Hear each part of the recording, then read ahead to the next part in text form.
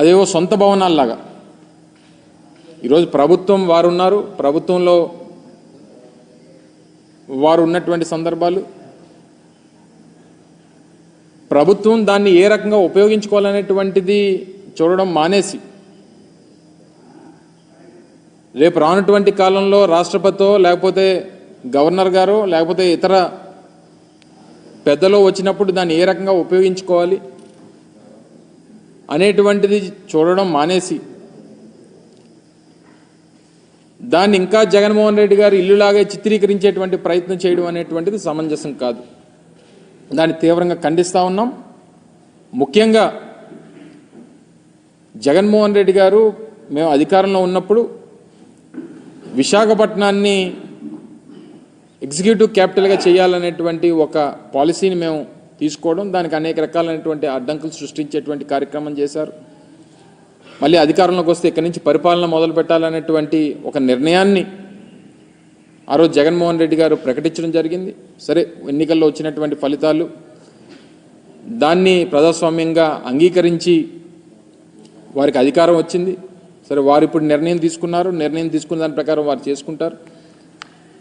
విశాఖపట్నం అనేటువంటిది ఉమ్మడి రాష్ట్రం ఉన్నప్పటి నుండి, హైదరాబాద్ రాజధానిగా ఉమ్మడి రాష్ట్రానికి ఉన్నప్పటి నుంచి రెండో అతిపెద్ద నగరంగా అభివృద్ధి చెందినటువంటి ప్రాంతం విశాఖపట్నం. దానికి సంబంధించి గతంలో మేము ప్రభుత్వంలో ఉన్నప్పుడు ఒక స్టేట్ గెస్ట్ హౌస్ మన భీమిలి రోడ్లో దగ్గర నిర్మాణం చేయాలని చెప్పి నిర్ణయం తీసుకున్నప్పుడు కూడా దాని మీద కూడా కోర్టులో కేసులు వేసి దాన్ని అడ్డుకునేటువంటి ప్రయత్నం చేశారు. జగన్మోహన్ రెడ్డి గారు విశాఖపట్నానికి రాజధానిగా ప్రకటన చేసిన తర్వాత ఆ నిర్ణయంతో ముందుకు వెళ్ళాలనేటువంటి ఆలోచన చేసినప్పుడు దాని మీద ఒక కమిటీ మేము ఆ రోజు ముఖ్యమైనటువంటి ఐఏఎస్ అధికారులందరినీ కూడా సీనియర్ ఐఏఎస్ అధికారులతో ఒక కమిటీ వేయడం, వారు కూడా దానికి సంబంధించి ఈ భవనం అయితే బాగుంటుందనేటువంటి అభిప్రాయాన్ని తెలియజేయడం,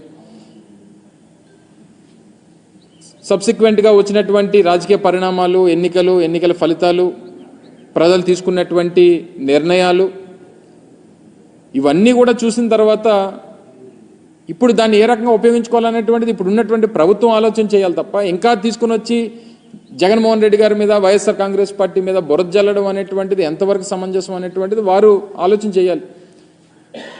నేను కూడా మా పార్టీ తరపున మాట్లాడాల్సి వస్తేనో, ప్రజల తరపున మాట్లాడాల్సి వస్తేనో, ముఖ్యమంత్రి చంద్రబాబు నాయుడు గారు 2014 నుంచి 19 వరకు ఏ రకంగా ప్రభుత్వ ధనాన్ని ఈరోజు ప్రభుత్వానికి సంబంధించినటువంటి భవనాలు నిర్మిస్తేనో, ఒక డిపార్ట్మెంట్కి సంబంధించినటువంటి నిర్మాణాలు, శాశ్వత నిర్మాణాలు నిర్మిస్తే దీన్ని ఈరోజు ప్రజలకి తప్పుదోవ పట్టించేటువంటి ప్రయత్నం వారు చేస్తున్నటువంటి క్రమంలో చంద్రబాబు నాయుడు గారు 2014 నుంచి 19 వరకు ముఖ్యమంత్రిగా ఉన్నప్పుడు ఎంత ప్రభుత్వ ధనాన్ని దుర్వినియోగం చేశారనేటువంటిది కూడా మాట్లాడాల్సినటువంటి పరిస్థితి వస్తుంది.